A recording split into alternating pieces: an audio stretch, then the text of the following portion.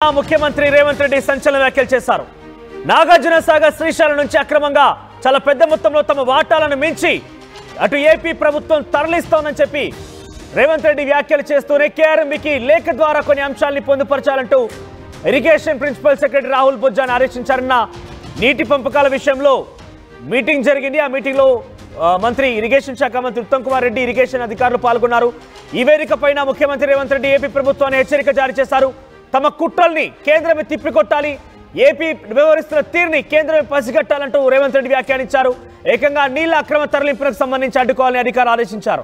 Telemetry system అంటే ఒక్కో చుక్క ఎవరు తరలిస్తున్నారు, ఎంత మొత్తం తరలిస్తున్న విషయం పైన ప్రతి ఒక్కటి ఆన్ రికార్డు ఉండే విధంగా టెలిమెట్రీ సిస్టమ్ ఇంప్లిమెంట్ చేయాలని చెప్పి రిక్వెస్ట్ చేయండి. కేఆర్ఎంబీకి నేను చెప్పినట్టుగా లేఖ ద్వారా అంశాన్ని పంపించండి. అవసరమైతే టెలిమెట్రీ సిస్టమ్ కోసం ముందుగా నిధులు విడుదల చేయడానికి తెలంగాణ రాష్ట్ర ప్రభుత్వం సిద్ధంగా ఉందంటూ కూడా ఆయన చెప్పుకొచ్చారు.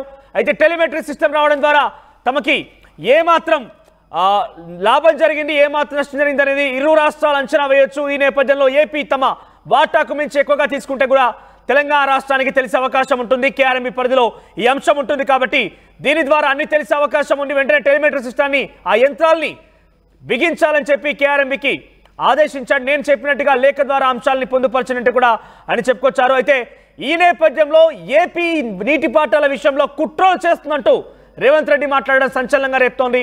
అక్రమ తరలింపు విషయంలో కూడా మాట్లాడుకొచ్చారు. ఈ అక్రమ తరలింపుని కేంద్ర జలశక్తి శాఖకు ఫిర్యాదు చేయాలని నిర్ణయించినట్టుగా ఆయన మాట్లాడి తెలుస్తోంది. ఏపీ కుట్ర చేస్తోంది నీటి పంపకాల విషయంలో అంటూ కూడా మాట్లాడుకొచ్చారు. అయితే టెలిమెట్రీ సిస్టాన్ని ఇంప్లిమెంట్ చేస్తేనే కొంత నాగార్జున సాగర్ శ్రీశైలంలో మన వాటా మనకు దక్కే అవకాశం లేనిలా కుట్రలు చేసి కుయుక్తులు పన్ని ఏపీనే చాలా పెద్ద మొత్తంలో ఈ నీటి వాటాలను తరలిస్తుందని చెప్పి కూడా రేవంత్ రెడ్డి మాట్లాడుకొచ్చారు. ఈ నేపథ్యంలో ఒక లేఖ ద్వారా అటు కేంద్ర జలశక్తి శాఖకి అదేవిధంగా ముఖ్యంగా కేఆర్ఎంబీకి కృష్ణా రివర్ మేనేజ్మెంట్ బోర్డుకి కూడా ఈ అంశాన్ని ప్రస్తావించవలసిందిగా ఇరిగేషన్ శాఖ అధికారులని ఆదేశించారు ఆయన. మరిన్ని అప్డేట్స్ మధు అందిస్తారు. మధు, ఏంటి రేవంత్ రెడ్డి కానివ్వండి, అటు మంత్రిగా ఉన్నటువంటి ఇరిగేషన్ శాఖ మంత్రి ఉత్తమ్ కుమార్ రెడ్డి కూడా నాగార్జున సాగర్ శ్రీశైలం సంబంధించినటువంటి ఈ వాటాల విషయంలో చాలా స్ట్రిక్ట్గా ఉన్నారు. గతంలో 10 ఏళ్ల పాటుగా కొంత వివక్ష గురైందని పదే ప్రస్తావించినటువంటి కాంగ్రెస్ పార్టీ ఇప్పుడు ఎట్టి పరిస్థితుల్లో కూడా వదిలే ప్రసక్తే లేదు. తప్పకుండా మన వాటా మనకు కావాల్సిన అత్యధికంగా కృష్ణానది మొత్తం కూడా తెలంగాణ రాష్ట్రంలో ప్రవహిస్తోంది కాబట్టి అధిక మొత్తం లాభం కావాల్సింది కూడా తెలంగాణకి అంటూ కూడా ఆ వాదన వినిపిస్తున్నారు. ఆ చర్చలు కొనసాగుతున్నాయి. ఇంకా ఎటువంటి విషయాలు కొలికి వచ్చాయి? ఏపీ ప్రభుత్వానికి రేవంత్ ఎటువంటి హెచ్చరికలు జారీ చేశారు? వచ్చేది ఎండాకాలం, చాలా గడ్డు పరిస్థితులు ఉంటాయి, రైతులకు ఇబ్బంది ఉండొద్దు, తాగునీటి సమస్య కూడా ఉండొద్దు. ఈ అంశానికి సంబంధించి నిన్న ఇరిగేషన్ డిపార్ట్మెంట్ తో ముఖ్యమంత్రి భేటీ సందర్భంగా కొన్ని కీలక వ్యాఖ్యలు చేస్తూనే ఇప్పుడున్నటువంటి శ్రీశైలం, నాగార్జున సాగర్, ఎస్ఆర్ఎస్పి ఇలా ప్రధానమైనటువంటి ప్రాజెక్టులు ఏవైనా ఉన్నాయో వాటి పరిస్థితి వివరాలు అడిగి తెలుసుకున్నారు. ఆ అధికారులను అప్రమత్తంగా ఉండాలని చెప్పారు. దాంతో పాటు రాబోయే 3 నెలలు అత్యంత కీలకం రాష్ట్రానికి. రాష్ట్రం అంతటా అన్ని ప్రాజెక్టుల్లో తాగునీరు, విద్యుత్తు డిమాండ్ గణనీయంగా పెరిగేటువంటి అవకాశం ఉంది. దాన్ని తట్టుకునే విధంగా అధికారులు సిద్ధంగా ఉండాలి, దానికి సంబంధించి సమాయత్తం ఉన్నట్టు ఆదేశాలు జారీ చేశారు. ఎట్టి పరిస్థితుల్లో రాష్ట్రంలో ప్రజలకు ఇబ్బంది తలెత్తకుండా ప్రత్యేక చొరవ తీసుకోవాలి. రాష్ట్రంలో ఉన్నటువంటి కలెక్టర్లంతా కూడా వెంటనే ఆయా శాఖలకు సంబంధించిన అధికారులతో సంప్రదింపులు చేయండి. ఎప్పటికప్పుడు ఒక ప్రణాళికలు రూపొందించుకోండి. అవసరమైతే ప్రభుత్వం నుంచి ఎలాంటి సహాయానికైనా ప్రభుత్వం సిద్ధంగా ఉంది. ముఖ్యంగా ఆంధ్రప్రదేశ్ ఎక్కువ నీటి వాటాను తీసుకుంటుంది, కావాల్సిన వాటా కంటే ఎక్కువ నీళ్లను వినియోగించుకుంటుంది అనేటువంటి అంశంపైన ముఖ్యమంత్రి సీరియస్ అయ్యారు. టెలిమెట్రీ విధానాన్ని అమలు చేయాలి, వెంటనే దానికి నిధులు కూడా కేటాయిస్తామని చెప్పారు. సో ఏకపక్షంగా ఏపీ నీటిని మొత్తం తరలించి తీసుకుపోతున్నటువంటి అంశంపైన కేంద్రానికి వెంటనే ఫిర్యాదు చేయండి, కేఆర్ఎంబీకి లేఖ రాయాలి అనేటువంటిది కూడా సీఎం ఇరిగేషన్ ముఖ్య కార్యదర్శి రాహుల్ బొజ్జాని ఆదేశించినటువంటి సిచ్యువేషన్ కొనసాగుతా ఉంది. సో రానున్న పరిస్థితుల్లో కాస్త నీటి విషయంలో మళ్ళీ ఏపీ తెలంగాణ ఒక ఉద్రిక్త పరిస్థితులు నెలకొనే అవకాశం ఉంది.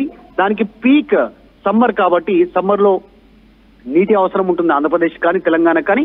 రావాల్సినటువంటి వాటా కంటే ఎక్కువ కనుక ఆంధ్రప్రదేశ్ వినియోగిస్తే కేంద్రానికి ఫిర్యాదు చేయాలి, కేఆర్ఎంబీ దృష్టికి తీసుకెళ్లాలి. నీళ్లు ఎక్కువగా వాడకుండా చూడాల్సిన బాధ్యత కూడా కేంద్రానిదే, కేఆర్ఎంబీదే కాబట్టి దానిపైన దృష్టి పెట్టాలని చెప్పారు. ఇది ఒక్కటే కాదు, రానున్న రాష్ట్ర వ్యాప్తంగా రేపు తాగునీటి సమస్య కూడా ఉండొద్దు, రైతులకు పంటలు ఎండిపోకుండా నీటి విషయంపైన దృష్టి పెట్టాలనేటువంటి ఒక హుకుం జారీ చేశారు ముఖ్యమంత్రి నిన్న సమావేశంలో కీలకంగా. రైట్, అంటే ఇంకా వాదనలు కొనసాగుతున్నాయి. ఉత్తమ్ కుమార్ రెడ్డి కూడా ఎట్టి పరిస్థితుల్లో వదిలే ప్రసక్తే లేదు. ఈసారి తప్పకుండా మన వాటా మనకు రావాల్సిందే. ఎక్కువ మొత్తంలో కృష్ణానది ప్రవాహం కూడా తెలంగాణ ప్రవహిస్తోంది కాబట్టి దాని ఆధారితంగా ఇక్కడ రావాల్సిందంటూ కూడా పట్టుబడుతున్నారు. సో ఎటువంటి చర్చలు కొనసాగుతున్నాయి? మీరు చెప్తున్న ప్రకారంగా గతేడాది తెలంగాణలో కాంగ్రెస్ పార్టీ అధికారంలోకి వచ్చినటువంటి ఆ సంవత్సరం అయితే ఎండాకాలం ప్రాంతంలో వేసవి కాలంలో చాలా తీవ్రమైనటువంటి ఆందోళన వ్యక్తమైంది. పంట పొలాలకు నీళ్లు లేవు. ముఖ్యంగా హైదరాబాద్ లాంటి ప్రాంతాల్లో అయితే ఎక్కువగా వాటిపైనే ఆధారపడి ఉంటాం. త్రాగునీరు కోసం కూడా చాలా కష్టాలు పడ్డ పరిస్థితి. సో ఈసారి ప్రణాళికలు ఏ రకంగా ఉన్నాయి అంటే వాటిని అధిగమించడం కోసం రాష్ట్ర ప్రభుత్వం ఎటువంటి ప్లాన్ సిద్ధం చేసి పెట్టింది? పర్యటన ఏమనేటువంటిది అధికారులకు ఇరిగేషన్ శాఖ వాళ్ళకందరికీ కూడా ఆదేశాలు జారీ చేశారు ముఖ్యమంత్రి. రానున్న రోజులు నిజంగా చాలా కీలకం. రానున్న 3 రోజులు సమ్మర్ ఈసారి గతంలో కంటే కూడా చాలా ఎక్కువగా తీవ్రతలు ఉండే అవకాశం ఉంది. ఎండ తీవ్రతలు, దాంట్లో నీటి ఎద్దడి తలెత్తకుండా, తర్వాత విద్యుత్ సమస్య రాకుండా, పంట కాలువలకు తాగునీటికి ఇబ్బందులు తలెత్తకుండా రాష్ట్ర వ్యాప్తంగా దీనిపైన రివ్యూ చేయాలి. ఎప్పటికప్పుడు ప్రభుత్వం దృష్టికి తీసుకురావాలనేటువంటి సూచన చేస్తూనే ఇప్పుడు ఏపీ గతంలో కంటే ఇప్పుడు ఎక్కువగా నీటిని తీసుకుపోతా ఉంది. దీన్ని ఎలా అరికట్టాలి అనేటువంటి అంశం పైన కూడా టెలిమెట్రీ విధానాన్ని అమలు చేయాలి. దానికి సంబంధించిన సామాగ్రిని కొనుగోలు చేయడానికి ప్రభుత్వం సిద్ధంగా ఉంది. వెంటనే నిధులు విడుదల చేయడానికి అటువంటి స్టేట్మెంట్ చేశారు. కాకపోతే కొసమేరిపేట అంటే నిన్న జరిగినటువంటి ఈ ఇరిగేషన్ శాఖకు సంబంధించినటువంటి రివ్యూ కంటే ముందుగానే, ఒక రోజు ముందుగానే మాజీ మంత్రి, మాజీ ఇరిగేషన్ డిపార్ట్మెంట్ సంబంధించిన హరీష్ రావు ట్వీట్ చేశారు.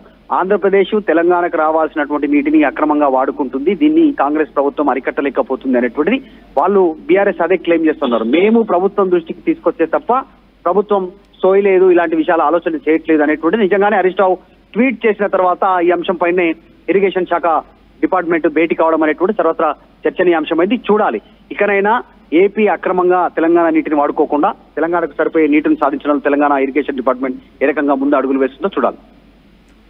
రైట్ మధు. సో మొత్తం మీద టెలిమెట్రీ సిస్టమ్ అంటే కృష్ణా నదికి సంబంధించి 2 బ్యారేజీలు, ప్రధానంగా నాగార్జున సాగర్ కానివ్వండి, శ్రీశైలం కానివ్వండి, 2 కూడా అప్పుడు ఉమ్మడి ఆంధ్రప్రదేశ్లో ఉన్న సమయంలో చాలా ప్రతిష్టాత్మకంగా తీసుకుని నిర్మించినటువంటి బ్యారేజ్లు అన్నీ కూడా. సో ఈ నేపథ్యంలో ఉమ్మడి రాష్ట్రం కాస్త విభజన జరిగి అటు ఆంధ్రప్రదేశ్ తెలంగాణగా విడిపోయిన తర్వాత తెలంగాణ రాష్ట్రానికి తీవ్ర అన్యాయం జరుగుతోంది.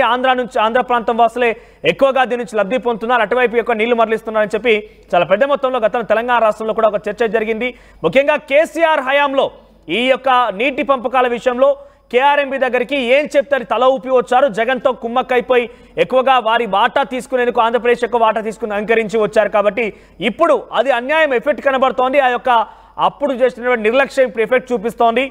వేసవి కాలం వచ్చిందనంటేనే తెలంగాణ రాష్ట్రంలో కొన్ని ప్రాంతాలు నాగార్జున సాగర్, శ్రీశైలం డ్యాంల పైన ఆధారపడేటువంటి వ్యవసాయ ఆధారిత ప్రాంతాలు కానివ్వండి, లేకుంటే తాగునీటి ఆధారిత ప్రాంతాల్లో కూడా చాలా తీవ్ర అన్యాయం జరుగుతోంది. కాబట్టి ఈసారి ఎట్టి పరిస్థితుల్లో వదిలేదే లేదు. ఎందుకంటే తెలంగాణలో కాంగ్రెస్ పార్టీ అధికారంలోకి వచ్చిన తర్వాత కూడా మొదటిసారిగా వేసవి కాలంలో చాలా తీవ్రమైనటువంటి ఎఫెక్ట్ చూపించింది. కాంగ్రెస్ ప్రభుత్వం పైన చాలా పెద్ద ప్రభావం చూపించింది ఈ అంశం.